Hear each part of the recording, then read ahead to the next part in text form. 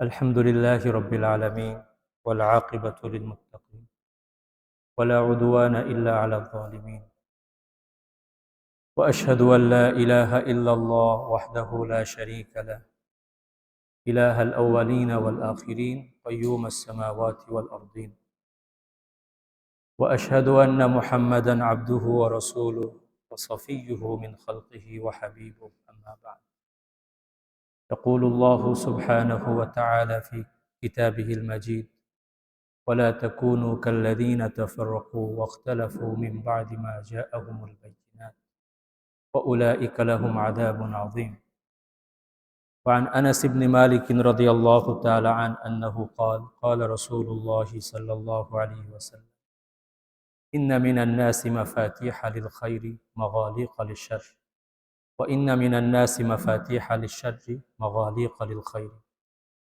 فطوبى لمن جعل الله مفاتيح الخير على يديه وويل لمن جعل الله مفاتيح الشر على يديه وعن أبي ثعلبة أنه قال إذا رأيتم شحا مطاعا وهوى متبعا وإعجاب كل ذي رأي برأيه فعليك بنفسك ودع عنك أمر العوام أو كما قال عليه الصلاة والسلام الحمد لله সমস্ত প্রশংসা কৃতজ্ঞতা শুকরিয়া কালিমাতুশ শুকর আলফাজুল হামদ মাআনি ওয়া জুমলাতুস সানা একমাত্র মহান আল্লাহ সুবহানাহু ওয়া তাআলার জন্য নিবেদিত, যিনি আমাদের সকলকে তার ঘর মসজিদে আসার তৌফিক সুযোগ দান করেছেন, যিনি আমাদের সকলকে সুস্থতা দান করেছেন, নিরাপত্তা দান করেছেন। এজন্য তার নিয়ামতের শুকরিয়া আদায় করার উদ্দেশ্যে আমরা সকলেই বলছি আলহামদুলিল্লাহ। আল্লাহুম্মা লাকাল হামদু কামা ইয়ানবাগি লিজালালি ওয়াজহিক ওয়া আযীমি সুলতানিক। দরুদ ও সালাম বর্ষিত হোক তার পক্ষ থেকে প্রেরিত সর্বশেষ ও সর্বশ্রেষ্ঠ রাসূল জনাবে মুহাম্মদুর রাসূলুল্লাহ সাল্লাল্লাহু আলাইহি ওয়াসাল্লামের উপর। সেই সাথে সালাম ও শান্তি বর্ষিত হোক তার সাহাবায়ে কেরাম রাদিয়াল্লাহু তাআলা আনহুম, তাদের উপর যাদের মাধ্যমে আল্লাহ সুবহানাহু ওয়া তাআলা এই দ্বীনকে দুনিয়ার দ্বারে দ্বারে পৃথিবীর প্রান্তরে প্রান্তরে পৌঁছে দিয়েছেন। আল্লাহ সুবহানাহু ওয়া তাআলা আমাদের সকলকে তাদের পথ ও মত অনুসরণ করার তৌফিক দান করুক, আল্লাহুম্মা আমিন। সম্মানিত উপস্থিতি, দিনদার ধর্মপ্রাণ মুসলমান ভাইরা, আল্লাহ সুবহানাহু ওয়া তাআলা পবিত্র কোরআনের মধ্যে সূরাতুল আনফালের একটি আয়াতে ইরশাদ করেন, ইয়া আইয়ুহাল্লাযীনা আমানু ইন তাত্তাকুল্লাহ ইয়াজআল লাকুম ফুরকানা ওয়া ইউকাফির আনকুম সাইয়্যাতিকুম ওয়া ইয়াগফির লাকুম আল্লাহু যুল ফাদলিল আযীম। এই আয়াতে আল্লাহ সুবহানাহু ওয়া তাআলা একটি কাজের আদেশ দিয়েছেন, কিন্তু চারটা পুরস্কারের ঘোষণা দিয়েছেন। আল্লাহ সুবহানাহু ওয়া তাআলা মুমিনদেরকে বিশেষভাবে বলছেন, ইন তাত্তাকুল্লাহ, যদি তোমরা আল্লাহকে ভয় করো। কাজ করবো আমরা একটা, যে আল্লাহকে ভয় করা এবং ভয় করার মতোই ভয় করা, মানুষকে দেখানো না, দুনিয়াবি কোনো উদ্দেশ্যে না। যদি আমরা আল্লাহকে প্রকৃতপক্ষেই ভয় করতে পারি, তো আল্লাহ সুবহানাহু ওয়া তাআলা এই আয়াতে চারটি নিয়ামতের ঘোষণা দিয়েছে। প্রথম নিয়ামত, ইয়াজআল লাকুম ফুরকানা, আল্লাহ তোমাদেরকে ফুরকান দিবেন। ফুরকান শব্দের অর্থ কেন করলাম না, কারণ এটা অর্থটা অনেক ব্যাপক।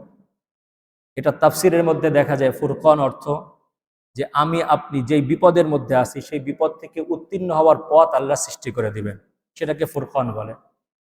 অথবা ফুরকান বলতে দুনিয়ার পথ চলতে সত্য মিথ্যার মাঝে পার্থক্য নির্ণয়কারী প্রজ্ঞা জ্ঞান আল্লাহ সুবহানাহু ওয়া তাআলা আমাদেরকে দান করবেন। অথবা ফুরকান অর্থ বিজয়, আল্লাহ সুবহানাহু ওয়া তাআলা আমাদেরকে শত্রুদের বিরুদ্ধে বিজয় দান করবেন। প্রথম নিয়ামত।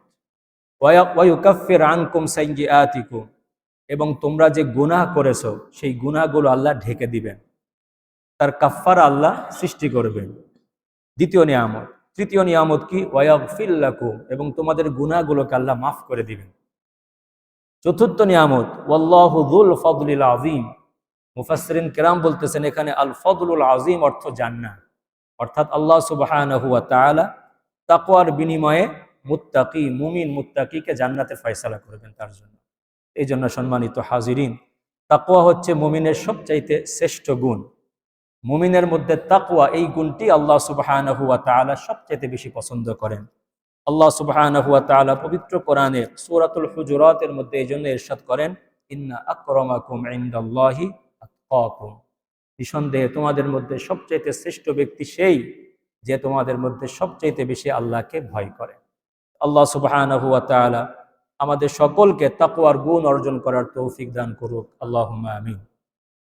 সম্মানিত উপস্থিতি, আল্লাহ সুবহানাহু ওয়া তাআলা আমাদের সকলকে বলতে দুনিয়াতে যে প্রান্তরেই থাক না কেন, যদি কালিমা লা ইলাহা ইল্লাল্লাহ এই বাণীর সাক্ষ্য দেয়, এই কালিমায়ে তৈয়্যিবার সাক্ষ্য দেয়, অন্তরের মধ্যে এই কালিমার মর্ম অর্থ ধারণ করে, এই সমস্ত মানুষদেরকে মিলে আল্লাহ সুবহানাহু ওয়া তাআলা আমাদেরকে একটি উম্মাহ মুসলিমা হিসেবে দুনিয়াতে থাকার তৌফিক দিয়েছেন।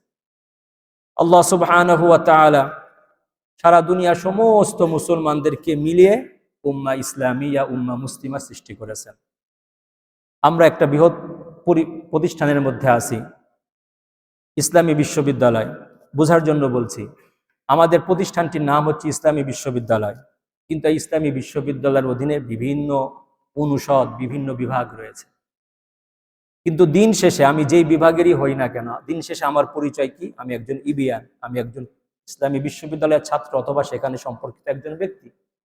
তেমনি ভাবে আল্লাহ সুবহানাহু ওয়া তাআলা আমাদের সকলকে মুসলমান বানিয়েছেন।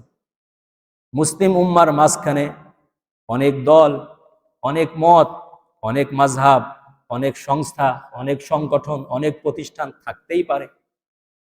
এই বৈচিত্র্যগুলো থাকা এটাই স্বাভাবিক, কিন্তু অস্বাভাবিক কোনটা? যদি এই বৈচিত্র্যগুলো আমাদের মধ্যে বৈপরীত্যের কারণ হয়, যদি এই বৈচিত্র্যগুলোকে আমরা ইখতিলাফের কারণ বানিয়ে ফেলি। আজকে আফসোসের বিষয়, আমাদের মধ্যে আজকে বিভিন্ন বিষয় নিয়ে ইখতিলাফ। যদি আমরা মুসলিম উম্মাহ, আমাদের যে হারানো ঐতিহ্য, ইতিহাস, যদি আমরা চিন্তা করি যে এই হারানো ইতিহাস, ঐতিহ্য, আমাদের ঐতিহাসিক অবস্থানকে ফিরিয়ে আনার পথে মুসলিম উম্মার সামনে সবচেয়ে বড় চ্যালেঞ্জ কি? মুসলিম উম্মার সামনে বাধা প্রতিবন্ধকতা কি? যদি আমরা এই সমস্ত বাধা প্রতিবন্ধকতা অথবা চ্যালেঞ্জগুলো যদি তালিকা করতে চাই, এর প্রথম সারিতে যে বিষয়টা আসবে সেটা হচ্ছে মুসলিম উম্মার অনৈক্য। মুসলিম উম্মার মধ্যে ইত্তেহাদ নাই, ইত্তেহাদের জায়গায় মুসলিম উম্মাকে ইখতিলাফ আজকে একেবারে গ্রাস করে ফেলেছে। তো মুসলিম উম্মার মধ্যে ইখতিলাফের কারণগুলো কি যদি আমরা ফাইন্ড আউট করতে চাই, বের করতে চাই, আমরা দেখব যে আমাদের মধ্যে ইখতিলাফের একটি বড় কারণ ফিকহি কিছু মাসাইল। ফিকহি কিছু মাসাইলের কারণে আমাদের মধ্যে ইখতিলাফ হয়েছে। আবার আমাদের মধ্যে সিয়াসাত, রাজনৈতিক দর্শন আমার কি হবে, এই দর্শনের কারণে মুসলিম উম্মার মধ্যে ইখতিলাফের সৃষ্টি হয়েছে।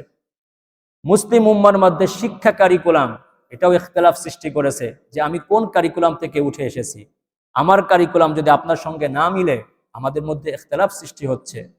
আবার মুসলিম উম্মার মধ্যে ইখতিলাফ এই কারণেই সৃষ্টি হচ্ছে যে আল্লাহর জমিনে আল্লাহর দ্বীন কায়েম করার পথ, পদ্ধতি, কৌশল কি হবে, এটা নির্ধারণ করার ব্যাপারে আমাদের মধ্যে ইখতিলাফ। আমাদের মধ্যে এটা নিয়েও ইখতিলাফ যে আমরা দাওয়াত কোন পদ্ধতিতে দিব, দাওয়াত এবং তাবলীগের মধ্যেও ইখতিলাফ। আবার আমাদের মধ্যে এটা নিয়েও ইখতিলাফ যে আমরা আত্মশুদ্ধির জন্য তরিকা এবং তাসাউফের কোন পথটা বেছে নিব। এই ধরনের বিষয় নিয়ে আজকে উম্মতের মধ্যে ইখতিলাফ। আজকে উম্মতের মসজিদগুলো বিভক্ত হয়ে গেছে। আজকে মসজিদগুলোর উপর ট্যাগ লাগানো হয় যে এটা অমুকদের মসজিদ, এটা অমুকদের মসজিদ। মানুষ আমাদের কাছে মাসালা জিজ্ঞাসা করতে আসে যে ওই মসজিদে আমি নামাজ পড়লে নামাজ হবে কিনা। আজকে মাসাইলের নামে মসজিদগুলোকে বিভক্ত করা হয়েছে। এই পর্যন্ত বিভক্তি উম্মতের মধ্যে সৃষ্টি হয়েছে কোনো কোনো মাসালাকে কেন্দ্র করে। একটি মাসালা যে ইমামের পিছনে কেরাত পড়া, সূরা ফাতিহা পড়া, এক দল বলছে যে ইমামের পিছনে সূরা ফাতিহা না পড়লে নামাজ হবেই না, মেনে নিলাম নামাজ হবেই না। তাদের এই পর্যন্ত তারা উম্মতের মধ্যে ইখতিলাফ করার দুঃসাহস দেখিয়েছে যে যেহেতু ইমামের পিছনে সূরা ফাতিহা পড়া ফরজ, আর কেউ যদি ইমামের পিছনে সূরা ফাতিহা না পড়ে সে একটা ফরজ তরক করলো। আর নামাজের মধ্যে যদি কোনো ব্যক্তি ইচ্ছাকৃতভাবে ফরজ তরক করে তার নামাজ হয় না, সুতরাং যেহেতু তার নামাজ হয়নি তার অর্থ সে নামাজই পড়ে না। আর যে ইচ্ছা করে নামাজ তরক করে সে হচ্ছে কাফের। সুতরাং যে ব্যক্তি ইমামের পিছনে সূরা ফাতিহা পড়ে না সে মুসলমান না, সে কাফের। এর চাইতে বড় আফসোসের কথা আর কি হতে পারে। এই জন্য সম্মানিত মুসল্লিবৃন্দ, আমি ইখতিলাফগুলোর সমাধান দেওয়ার জন্য এখানে দাঁড়াইনি, কিন্তু এই যে ইখতিলাফ আমাদের সমাজে, আমরা যারা সাধারণ মানুষ রয়েছে এই ইখতিলাফের ঝড়ে এই ইখতিলাফের ঝড়ের সামনে আমাদের অবস্থানটা কি হওয়া দরকার, আমাদের রোড ম্যাপটা কি হবে, আমাদের মেকানিজমটা কি হবে, যে এই ইখতিলাফকে আমরা কিভাবে গ্রহণ করব। এই ইখতিলাফগুলোর সামনে আমরা কিভাবে নিজের আমলকে হেফাজত করব। আমি নামাজের কথা বলছিলাম, যেই নামাজ উম্মতকে দেওয়া হয়েছে উম্মতকে ঐক্যবদ্ধ করার জন্য। আল্লাহ সুবহানাহু ওয়া তাআলার সাথে নামাজের মাধ্যমে বান্দা আর রবের সম্পর্ক স্থাপিত হয়। আবার নামাজের আদেশ দেওয়া হয়েছে তোমরা ঘরে না নামাজ পড়ে মসজিদে পড়ো, জামাতের সঙ্গে পড়ো। আবার জুমার নামাজটা জামে মসজিদে পড়ার আদেশ দেওয়া হয়েছে। কেন? যাতে উম্মতের মধ্যে ইত্তেহাদ সৃষ্টি হয়, উম্মতের মধ্যে ঐক্য, এই গুণটা উম্মতের মধ্যে প্রতিফলিত হয়। তো যেই আমল দ্বারা উম্মতকে ঐক্যবদ্ধ করার প্রয়াস চালানো হয়েছে, সেই আমলটাই আজকে উম্মতকে বিভক্ত করছে। আপাদমস্তক উদ্দেশ্য পাল্টে গেছে। আজকে নামাজকে আমরা ইখতিলাফের কারণ বানিয়েছি। তো আমি আজকে দেখতে চাইব যে নামাজের মাসাইলকে আমরা কিভাবে উম্মতের ইখতিলাফের কারণ বানালাম, নামাজের মাসাইল সমূহ উম্মতের মাঝে কিভাবে বিভক্তি সৃষ্টি করলো, এই সম্পর্কে আজকে আলোচনা করবো ইনশাআল্লাহ। ওমা তৌফিক ইল্লা বিল্লাহ, আলাইহি তাওয়াক্কালতু ওয়া ইলাইহি উনীব। সম্মানিত মুসল্লিবৃন্দ, নামাজ ইমানের পরে সবচেয়ে মূল্যবান ইবাদত, কোনো সন্দেহ নাই। নামাজ সম্পর্কে আমরা ইতিপূর্বে আলোচনাও করেছি, কিন্তু আজকে সেই নামাজের ফজিলত বা নামাজের আহাম্মিয়ত, গুরুত্ব সম্পর্কে আলোচনা না, বরং আজকের আলোচনা নামাজের মাসআলার মাধ্যমে আমরা উম্মতের মধ্যে কিভাবে বিভেদ সৃষ্টি করছি সেই সম্পর্কে, এবং এই বিভেদ থেকে আমরা কিভাবে নিজেদেরকে হেফাজত করতে পারি, উত্তরণের পথ কি সেই সম্পর্কে ইনশাআল্লাহ। সম্মানিত মুসল্লিবৃন্দ, নামাজ এমন একটি ইবাদত, যেই ইবাদত রাসূল করিম সাল্লাল্লাহু আলাইহি ওয়াসাল্লাম তার সাহাবায়ে কেরামকে হাতে কলমে শিক্ষা দিয়েছেন। সাহাবায়ে কেরাম হচ্ছেন এই উম্মতে মুসলিমার প্রথম প্রজন্ম। তাদেরকে নামাজের আহকাম শিক্ষা দিয়েছেন কে? জনাবে মুহাম্মদ রাসূলুল্লাহ সাল্লাল্লাহু আলাইহি ওয়াসাল্লাম। তার হাদিস, সল্লু কামা রাআইতুমুনি উসাল্লি, তোমরা সেইভাবে নামাজ পড়ো যেইভাবে আমাকে তোমরা নামাজ পড়তে দেখেছো। আল্লাহ রাসূলের আরেকটা হাদিস, লিয়ালিনি মিনকুম উলুল আহলামি ওয়ান নুহা, যাদের মধ্যে প্রজ্ঞা এবং বিবেক এবং বিবেচনা প্রখর, তারা যেন আমার আশেপাশে দাঁড়ায়। আল্লাহ রসুলের সাহাবীদের মধ্যে বিভিন্ন তবাকাত ছিল, বিভিন্ন স্তর ছিল, সকলের মেধা, সকলের প্রজ্ঞা এক ছিল না। আল্লাহ রসুল বলতেছেন, যারা প্রজ্ঞামান, যারা একটা জিনিসকে গভীরভাবে পর্যবেক্ষণ করতে পারে, তারা যেন আমার আশেপাশে দাঁড়ায়, তারা যেন নামাজের মাসাইল আমাকে দেখে শিখে এবং পরবর্তী প্রজন্মকে শিক্ষা দিতে পারে। তো এইভাবে আল্লাহ রসুল সাল্লাল্লাহু আলাইহি ওয়াসাল্লাম তার সাহাবীদেরকে হাতে কলমে নামাজ শিক্ষা দিয়েছে। আল্লাহ রসুল দুনিয়া থেকে চলে গেলেন, সাহাবায়ে কেরাম এর সামনে তখন তাবেঈনদের জামাত আসলো, প্রজন্ম আসলো। তো তাবেঈন তাদেরকে সাহাবায়ে কেরাম রাদিয়াল্লাহু তাআলা আনহুম তারাও হাতে কলমে নামাজ শিক্ষা দিলেন। সাহাবায়ে কেরাম দুনিয়া থেকে বিদায় নিয়ে চলে গেলেন, তাবেঈনরা হলেন দুনিয়ার অভিভাবক, তাদের সামনে আসলো তাবেঈন, তাদেরকেও তাবেঈনগণ হাতে কলমে নামাজ শিক্ষা দিলেন। এইভাবে যদি আমরা আমাদের দিকে তাকাই যে আমরা নামাজ শিখলাম কিভাবে, হয়তো আমাদের পিতা মাতা দাদা অথবা মক্তবের শিক্ষক অথবা মাদ্রাসার উস্তাদ, তাদের হাতে আমরা নামাজ শিখেছি। এইভাবে নামাজের শিক্ষাটা তাআমুল এবং তাওয়ারুস পর্যায়ক্রমে ধারাবাহিকভাবে হাতে কলমে উম্মাহ শিক্ষা নিয়েছে নামাজের আরেকটি বিষয়, যে নামাজের হুকুম আহকাম পবিত্র কোরআনের কোনো নির্দিষ্ট সূরায় নির্দিষ্ট আয়াতে বলা হয়নি, বরং পবিত্র কোরআনের দিকে যদি আমরা তাকাই, নামাজের ওয়াক্ত, নামাজের 5 বার যে আমরা নামাজ পড়ি, নামাজের বিধিবিধান, এগুলো বের করা বড় কঠিন। নামাজ পবিত্র কোরআনের মধ্যে আল্লাহ বলছেন, ওয়ারকাউ ওয়াসজুদু, তোমরা রুকু করো, সিজদা করো। রুকুর পদ্ধতি কি কোরআনে বলা হয়নি। আরো আশ্চর্য বিষয়, আমরা নামাজে রুকু করি একটা, সিজদা করি 2টা, কোরআনে কোথায় বলা হয়েছে? তো কোরআনের মধ্যে নামাজের বিস্তারিত বিবরণ দেওয়া হয়নি। হাদিসে রাসূল সাল্লাল্লাহু আলাইহি ওয়াসাল্লামের কোন একটা বিশেষ হাদিসে নামাজের পরিপূর্ণ সংজ্ঞা, নামাজের পরিপূর্ণ বিবরণ দেওয়া হয়েছে এমনও না। 10টা হাদিসের মধ্যে নামাজের পরিপূর্ণ বিবরণ আসবে সেটাও না। শত শত হাদিসকে জমা করলে 2 রাকাত নামাজের পরিপূর্ণ নমুনা সামনে আসবে। এরপরে হাদিসের মধ্যে নামাজের বিষয়ে যে সংক্ষিপ্ততা, সেটা কি? নামাজের মধ্যে আমরা বিভিন্ন আমল করি, তাকবীরা তাহরিমা থেকে সালাম ফেরানো পর্যন্ত। এর মধ্যে কোন কাজটা সুন্নত, কোন কাজটা ওয়াজিব, কোন কাজটা ফরজ, কোন কাজটা করলে আমার নামাজই হবে না, কোন কাজটা করলে সহজ সিজদা দিতে পারবো, কোন কাজটা করলে কিছুই দিতে হবে না, নামাজ হয়ে যাবে, এর কোনো বিবরণ হাদিসে দেওয়া হয়নি। হাদিসের মহা সমুদ্র মন্থন করে উম্মতের সামনে নামাজের পরিপূর্ণ বিবরণ কারা দিয়েছেন? ফুকাহায়ে কেরাম। ফুকাহে কেরাম তারা ইস্তেমবাদ করে নামাজের একটা পরিপূর্ণ বিবরণ উম্মতের সামনে দিয়েছেন। নামাজের মাসাইল তারা উম্মতের সামনে পেশ করেছেন। নামাজের বিধিবিধান, যে নামাজে এই কাজটা তোমাকে অবশ্যই করতে হবে, এই কাজটা না করলে তোমার এই ক্ষতি হবে, এই কাজটার ক্ষতি তুমি সহসিজদার মাধ্যমে আদায় করতে পারবে। এইভাবে উম্মতের সামনে নামাজের পরিপূর্ণ বিবরণ এসেছে। আমরা যদি নামাজের মাসাইলগুলো সামনে রাখি, তো বাহ্যত কিছু বৈপরীত্য আমাদের সামনে আসে, কথা ঠিক। যেমন কোন মাসালা থেকে বোঝা যাচ্ছে, হাদিস থেকে বোঝা যাচ্ছে যে নামাজে তাকবীরে তাহরিমা ছাড়া আর কোথাও হাত তুলতে হবে না। আমরা আল্লাহু আকবার বলে নামাজ শুরু করি, হাত শুধু এক জায়গাতেই তুলতে হবে। আবার এমনও অনেক হাদিস আছে যে শুধু হাত এক জায়গায় না, রুকুতে যাওয়ার সময়ও হাত তুলতে হবে, রুকু থেকে উঠেও হাত তুলতে হবে, এরকম একাধিক জায়গায় হাত তোলার বিধান রয়েছে। নামাজের মাসাইলের মধ্যে বাহ্যিকভাবে যে বৈপরীত্য, আমি সেগুলো পেশ করছি। প্রথমে কোন হাদিসে বোঝা যাচ্ছে সূরা ফাতিহা পড়ার আগে বিসমিল্লাহির রহমানির রহিম জোরে পড়তে হবে। কোন হাদিসে মনে মনে পড়ার কথা বলা হয়েছে। সূরা ফাতিহা শেষ করার পরে আমিন জোরে বলবো না আস্তে বলবো, দুই রকম হাদিস আছে। তাশাহুদ কোনটা পড়বো, তাশাহুদের ব্যাপারে অনেক রিওয়ায়াত রয়েছে, অনেক রকম তাশাহুদ হাদিসে বিদ্যমান। কুনুত কোনটা পড়বো, আল্লাহুম্মা ইন্না নাস্তাঈনুকা ওয়া নাস্তাগফিরুকা, এই কুনুত পড়বো না আল্লাহুম্মা ইহদিনা ফীমান হাদাইত, এই কুনুত পড়বো। ইখতিলাফ রয়েছে। নামাজে তাকবীরে তাহরিমার পরে সানা সুবহানাকাল্লাহুম্মা বিহামদিকা এটা পড়বো, না ইন্নী ওয়াজ্জাহতু ওয়াজহিয়া লিল্লাযী ফাতারাস সামাওয়াতি ওয়াল আরদা হানিফা এটা পড়বো, ইখতিলাফ রয়েছে। এরপরে সূরা ফাতিহার বিষয় রয়েছে, সূরা ফাতিহার মুক্তাদি পড়বে কি পড়বে না।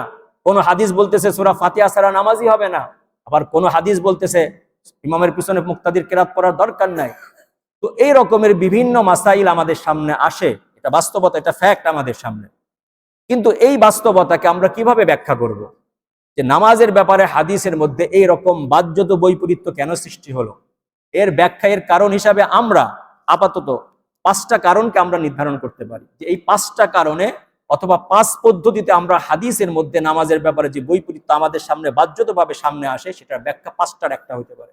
প্রথম ব্যাখ্যা, তাআদ্দুদুস সুন্নাহ, সুন্নতের একাধিক হওয়া, অর্থাৎ একটা বিষয়ে রাসূল করিম সাল্লাল্লাহু আলাইহি সাল্লামের একাধিক আমাল সুন্নাহ। আল্লাহ রাসূল কখনো এটাও করেছেন, কখন এটাও করেছেন। আল্লাহ রাসূল তাকবীরে তাহরিমার পরে কখনো সুবহানাকাল্লাহুম্মা বিহামদিকা এই দোয়াও পড়েছেন, কখনো আল্লাহুম্মা ইন্নী ওয়াজ্জাহতু ওয়াজহিয়া লিল্লাযী ফাতারাস সামাওয়াতি ওয়াল আরদা হানিফা এটাও পড়েছেন। রুকু থেকে ওঠার সময় আল্লাহ রাসূল সাল্লাল্লাহু আলাইহি ওয়াসাল্লাম কখনো রব্বানা লাকাল হামদ এতটুকু বলেছেন, কখনো রব্বানা ওয়া লাকাল হামদ হামদান কাসীরান তাইয়িবান মুবারাকান ফি এটাও করেছেন। তো সুন্নতের একাধিক হওয়া প্রথম কারণ, প্রথম ব্যাখ্যা। দ্বিতীয় ব্যাখ্যা, যে কয়টা আমল শরীয়তের মধ্যে বিদ্যমান, প্রত্যেকটা আমল শরীয়তের দলিল প্রমাণ দ্বারা প্রমাণিত। বাকি কোন একটা মাযহাবের ইমাম কোন একটা কারণে কোন একটা আমলকে উত্তম অগ্রবর্তী সাব্যস্ত করেছেন, অন্য কোন মাযহাব সেটাকে উত্তম অগ্রবর্তী সাব্যস্ত করেননি। দ্বিতীয় ব্যাখ্যা। তৃতীয় ব্যাখ্যা, যে আমল সুন্নাহ একসময় এটা মাসনুন এবং মুবাহ ছিল, পরবর্তীতে সেটাকে মানসুখ করে দেওয়া হয়েছে। আমল শরীয়তের মধ্যে বিদ্যমান নাই, আল্লাহ রাসূল একসময় করতেন, পরবর্তীতে সেটা রহিত করে দেওয়া হয়েছে। তৃতীয় ব্যাখ্যা। চতুর্থ ব্যাখ্যা, সুন্নাহ মূলত একটাই, আল্লাহ রাসূলের অভ্যাস ছিল মূলত এক প্রকার আমল করতেই, বাকি কোনো ওজরের কারণে আল্লাহ রাসূল কোনো অসুস্থতার কারণে অথবা অন্য কোনো কারণে ভিন্ন একটা আমল করেছেন, সেটা জীবনে 1-2 বার। পঞ্চম ব্যাখ্যা, যে শরীয়তে যেই নসের মাধ্যমে, যেই আয়াত অথবা হাদিসের মাধ্যমে বিষয়টাকে সাব্যস্ত করা হচ্ছে, সেই বিষয়টার ভাষা, সেই আয়াত অথবা হাদিসের ভাষার দিক থেকে একাধিক ব্যাখ্যার সুযোগ রয়েছে। অথবা দলিল শুধু একটা না, এই বিষয়ে আরো অন্যান্য দলিল আছে। সমস্ত দলিল সাব্যস্ত করলে এক দলিলে যে হুকুম সাব্যস্ত হয়, 2 বা ততোধিক দলিল সাব্যস্ত হলে সেই হুকুমটা বলা যায় না, ব্যাখ্যা দিতে হয়। আমি শেষের যে বিষয়টা বললাম, যে শরীয়তের কোন কোন আয়াত অথবা হাদিসের ব্যাপারে একাধিক ব্যাখ্যা করার অবকাশ রয়েছে। এই ব্যাপারে আমি 2টা উদাহরণ পেশ করব, একটা নামাজের বাইরে থেকে, একটা নামাজের ভিতর থেকে। নামাজের বাইরে উদাহরণ, আল্লাহ রাসূল সাল্লাল্লাহু আলাইহি ওয়াসাল্লাম খন্দকের যুদ্ধ থেকে বিরত হলেন। খন্দকের যুদ্ধে আল্লাহ রাসূল মূলত মদিনার বাইরে যান নাই, পরীক্ষা খনন করেছিলেন। মক্কার মুশরিকরা আরবদের বিভিন্ন গোত্রকে নিয়ে মদিনা আক্রমণ করার জন্য মক্কা থেকে আগমন করেছিল। আল্লাহ রাসূল সাল্লাল্লাহু আলাইহি ওয়াসাল্লাম পরীক্ষা খনন করার পরে আল্লাহর কুদরতি ভাবে মক্কার কাফেররা সেখান থেকে পরাজয় বরণ করে পালাতে বাধ্য হলো। আল্লাহ রসুল মনে করলেন যুদ্ধ শেষ। আল্লাহ রসুল কি করলেন, যুদ্ধ থেকে বিরতি ঘোষণা করলেন এবং যুদ্ধের পোশাক খোলার প্রস্তুতি নিচ্ছিলেন। হযরত জিবরীল আলাইহিস সালাম এসে বললেন, হে আল্লাহ রসুল, আপনি কি যুদ্ধ থেকে যুদ্ধের সমাপ্তি ঘোষণা করেছেন? যুদ্ধের পোশাক খুলছেন, আপনি বর্ম খুলছেন। আমরা ফেরেশতা, তারা এখনো বর্ম খুলি নাই। আমরা তো যুদ্ধের পরিসমাপ্তি এখনো ঘোষণা করিনি। কেন? যুদ্ধ তো শেষ হয়নি। কোথায় যেতে হবে? মদিনার অদূরে বনী কুরাইজার প্রতি আক্রমণ করতে হবে। কেন? তারা এই যুদ্ধে মুসলমানদের সঙ্গে খেয়ানত করেছে, তাদেরকে উচিত জবাব দিতে হবে। আল্লাহ রসুল সাহাবায়ে কেরামকে আবার যুদ্ধের প্রস্তুতি নেওয়ার ঘোষণা দিলেন। আল্লাহ রসুল সাল্লাল্লাহু আলাইহি ওয়াসাল্লাম এখানে একটা হাদিস বললেন, মান কানা সামিআন মুতিআন ফালা ইউসাল্লিয়ান্নাল আসরা ইল্লা ফি বানি কুরাইজা। যে ব্যক্তি আল্লাহ রসুলের কথা শুনে মান্য করে এবং আল্লাহ রসুলের আদেশ মান্য করে, সে যেন আজকের আসরের নামাজ বানি কুরাইজা গোত্রে না গিয়ে অন্য কোথাও না পড়ে। তো সাহাবায়ে কেরাম এই আদেশ পেয়ে দৌড়ে বনি কুরাইজার দিকে রওনা হলেন। একটা জামাত, একটা দল তারা পিছে পড়ল। তারা পথিমধ্যে এখনো বানি কুরাইজার থেকে দূরে, সূর্য ডুবো ডুবো। তারা চিন্তা করলো, যদি আমরা নামাজ এখানে পড়ি, আল্লাহ রসুলের আদেশ লঙ্ঘন হচ্ছে। আল্লাহ রসুল বলছিলেন বানি কুরাইজাতে না যেয়ে তোমরা আসরের নামাজ পড়বে না। আবার যদি আসরের নামাজ বানি কুরাইজায় গিয়ে পড়ি, আসরের নামাজ কাজা হয়ে যাবে। করবো কি? সাহাবায়ে কেরামের ওই জামাতের মধ্যে দুইটা গ্রুপ হয়ে গেল। এক গ্রুপ বলল, আল্লাহ রসুলের উদ্দেশ্য ছিল আমাদেরকে তাড়াতাড়ি যাওয়া, এটা বুঝানো, নামাজ কাজা করা না। যেহেতু আমরা যেতে পারলামই না, আল্লাহ রসুলের কথা অনুযায়ী আমরা আসরের নামাজের আগে, মাগরিবের আগে সেখানে পৌঁছতেই পারলাম না, এর অর্থ এই নয় যে আমরা নামাজ কাজা করবো, আমরা প্রতিমধ্যে নামাজ পড়ে নিই। আরেক গ্রুপ বলল যে না, যেহেতু আল্লাহ রসুল বলছেন যে আমাদেরকে আসরের নামাজ সেখানেই পড়তে হবে, আমরা কোনো ক্রমেই আসরের নামাজ বানি কুরাইজা ছাড়া অন্য কোথাও পড়বো না। এক গ্রুপ নামাজ পড়লো, আরেক গ্রুপ নামাজ না পড়ে ওই বনি কুরাইজায় গিয়ে নামাজ পড়লো। তারা যখন আসরের নামাজ পড়তেছিল তখন সূর্য ডুবতেছিল, নামাজ কাজা হয়ে গেছে।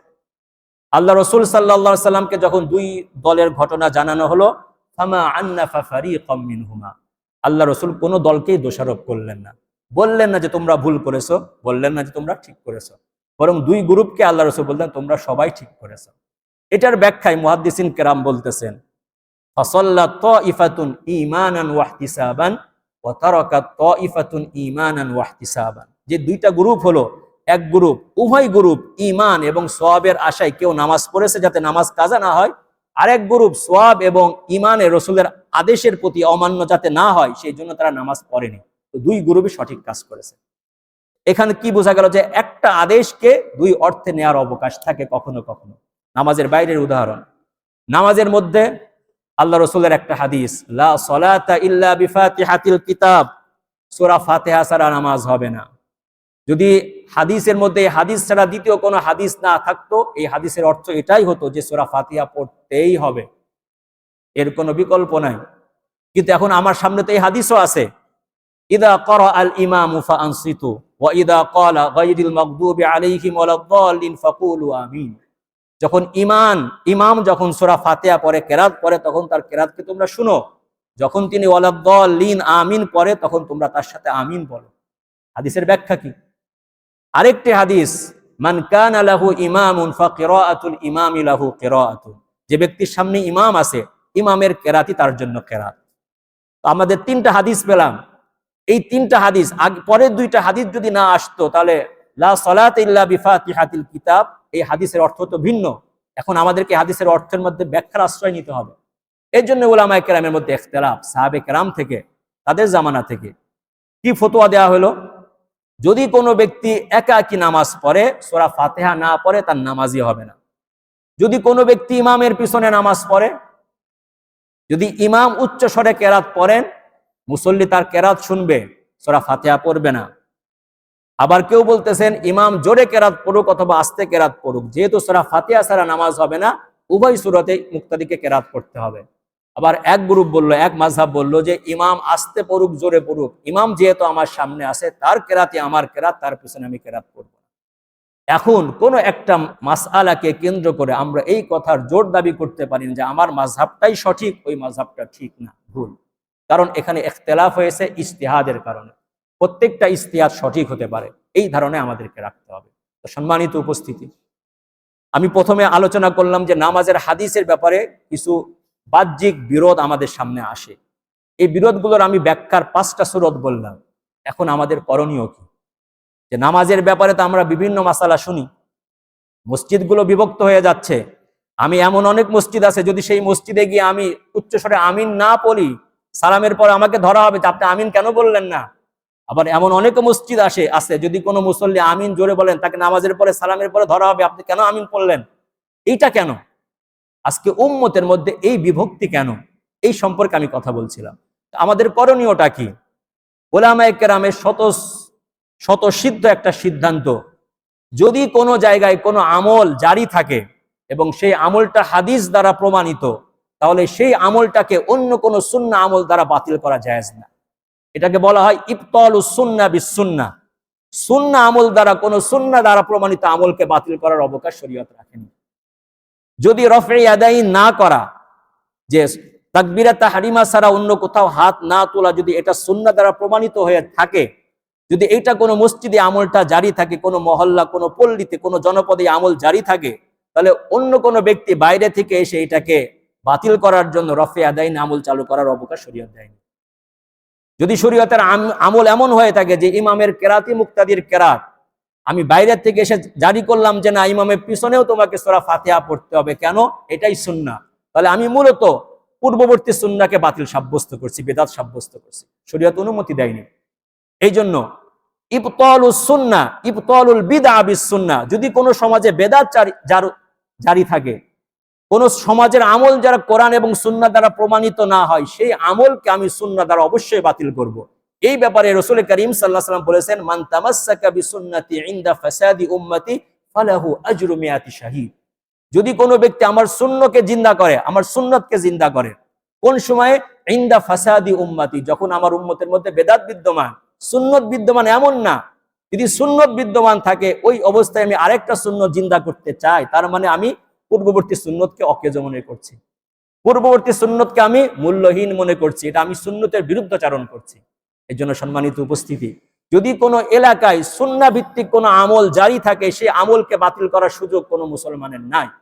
হযরত ইবনুল কাইয়্যিম রাহিমাহুল্লাহ তিনি বলছেন, ফজরের নামাজে দোয়ায়ে কুনুত পড়া, আমরা হানাফি মাযহাবে পড়ি না, শাফি মাযহাবে পড়ে। এই ব্যাপারে তার ফতোয়া, হাদা মিনাল ইখতিলাফিল মুবাহ লা ইউআন্নাফু ফাইলুহু ওয়ালা মান তারাকাহু। ফজরের নামাজের কুনুত পড়া এটা হচ্ছে একটা জায়েজ ইখতিলাফ। যে ফজরের নামাজে কুনুত পড়লো তাকেও তিরস্কার করা হবে না, যে পড়লো না তাকেও তিরস্কার করা হবে না।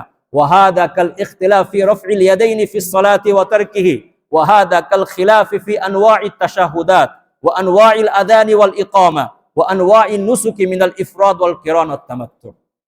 তিনি লম্বা একটা মাসাইল বলতেছেন যে এই ইখতিলাফটা হচ্ছে সেই ইখতিলাফের মতো, যে নামাজের মধ্যে আমি তাকবীরে তাহরিমা ছাড়া হাত তুলবো কি তুলবো না, তুলতেও পারি নাও তুলতে পারি। নামাজের মধ্যে আমরা আজান দুই শব্দে দিই, আল্লাহু আকবার, আল্লাহু আকবার চারবার পরে আশহাদু আল্লা ইলাহা দুইবার করে, ইকামতের মধ্যে কোন কোন মাযহাবে একবার করে, আশহাদু আল্লা ইলাহা ইল্লাল্লাহ আশহাদু আন্না মুহাম্মাদুর রাসূলুল্লাহ, হাইয়া আলাস সালাহ হাইয়া আলাল ফালাহ, এইভাবে একবার করে পড়া যায়। উনি বলতেছেন এটাও জায়েজ, এটাও জায়েজ। সুতরাং এইরকম যদি কোনো আমল থাকে, সেই আমলকে অন্য কোনো সুন্নাহ দ্বারা বাতিল করা, এইটাই বেদাতের মধ্যে বেদাত হিসাবে সাব্যস্ত হবে।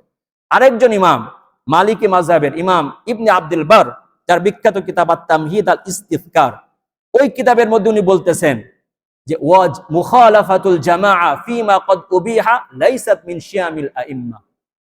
মুখালাফাতুল জামাআ, যদি কোনো জামাত, কোনো মুসলিম সম্প্রদায় কোনো আমলের প্রতি অভ্যস্ত থাকে এবং সেই আমলটা মুবাহ, বেদাত এমন না, তাহলে সেই আমলের বিরোধিতা করা লাইসাত মিন শিয়ামিল আইম্মা, আমাদের পূর্ববর্তী সালাফদের নীতি না। আজকে যে ব্যবস্থাটা আমাদের সমাজে চালু হয়েছে, এটা আমাদের সালাফদের নীতি ছিল না, বরং এইটা আধুনিক জামানার একটা বড় ফিতনা। যে আমি বাইরের থেকে আসলাম কোনো ধারণা নিয়ে, এসে আমার সমাজে যে ইবাদতের পদ্ধতি, আমি আরেকবার বলছি, যদি সেটা সুন্নাহ দ্বারা প্রমাণিত হয়, আমি বাইরের থেকে পড়াশোনা করে এসে আমার সমাজকে আমি বেদাত মুক্ত করার আন্দোলনে ঝাঁপিয়ে বললাম, অথচ সেই আমলটা সুন্নাহ দ্বারা প্রমাণিত, এই অধিকার শরীয়ত আমাকে দেয়নি। আমি যদি এই রকম কাজ করি, তা আমি শরীয়তের সঙ্গে বিরোধিতা করলাম, শরীয়তের সঙ্গে খেয়ানত করলাম। এই জন্য সম্মানিত উপস্থিতি, আমি কথাটাকে আরেকটু স্পষ্ট করার জন্য বলছি যে আমাদের সমাজে একটা কিতাব আছে, সিফাতু সলাতিন নবী সাল্লাল্লাহু আলাইহি ওয়াসাল্লাম মিনাত তাহরিমাতি মিনাত তাকবীরাতি ইলা তাসলিম কাআন্নাকা তারাহা, যে আল্লাহ রাসূলের নামাজের পদ্ধতি, নামাজের নিয়ম কানুন, তাকবীরা তাহরিমা থেকে সালাম ফেরানো পর্যন্ত এমন ভাবে বলা হয়েছে যেন আপনি আল্লাহ রাসূলকে দেখতেছেন, তিনি আপনার সামনে নামাজ পড়ছেন। এই কিতাবটা যখন প্রথম বাংলাতে অনুদিত হয়, তখন আমাদের বাংলাদেশের একজন বিখ্যাত আলেম, আমি নাম বলার প্রয়োজন মনে করছি না, তার সামনে পেশ করা হয়। তো যিনি এটাকে প্রমোট করতে চাচ্ছিলেন এই কিতাবটা, উনি খুব গর্বিত ছিলেন যে আমাদের বাংলা ভাষার সমস্ত বিদআত দূর হবে এই কিতাবের মাধ্যমে। তো সেই বিখ্যাত আলেম তাকে একটা প্রশ্ন করলেন যে আপনি মেহেরবানি করে এমন 3 জন সাহাবীর নাম আমার সামনে পেশ করেন যাদের নামাজ তাকবীরাত তাহরিমা থেকে সালাম ফেরানো পর্যন্ত এই কিতাবের সঙ্গে মিলে। যদি আপনি 3 জন সাহাবীর নাম দেখাতে পারেন। কথাটা কেন বলছি? উদাহরণ হিসাবে হযরত আব্দুল্লাহ ইবনে ওমর বলতেছেন তাকবীরাত তাহরিমা ছাড়াও হাত তুলতে হবে, কিন্তু তার বাবাকে হযরত ওমর ইবনুল খাত্তাব, তিনি তাকবীরাত তাহরিমা ছাড়া আর কোথাও হাত তুলতেন না। হযরত আলী ইবনে আবি তালিব, তিনি তাকবীরাত তাহরিমা একবার হাত তোলা ছাড়া কোথাও হাত তুলতেন না। হযরত ইবনে মাসউদ একবার নামাজের শুরুতে হাত তোলা ছাড়া দ্বিতীয় আর কোথাও হাত তুলতেন না। তাহলে এক আমল হযরত ইবনে ওমর দ্বারা সাব্যস্ত, ওই আমলটা আরো 3 জন বিখ্যাত সাহাবীর মধ্যে নাই। আবার মজার কথা, হযরত ইবনে ওমরের আমল দ্বারা আমি সাব্যস্ত করলাম যে তাকবীরাত তাহরিমা ছাড়া অন্যান্য জায়গায় হাত তুলতে হবে।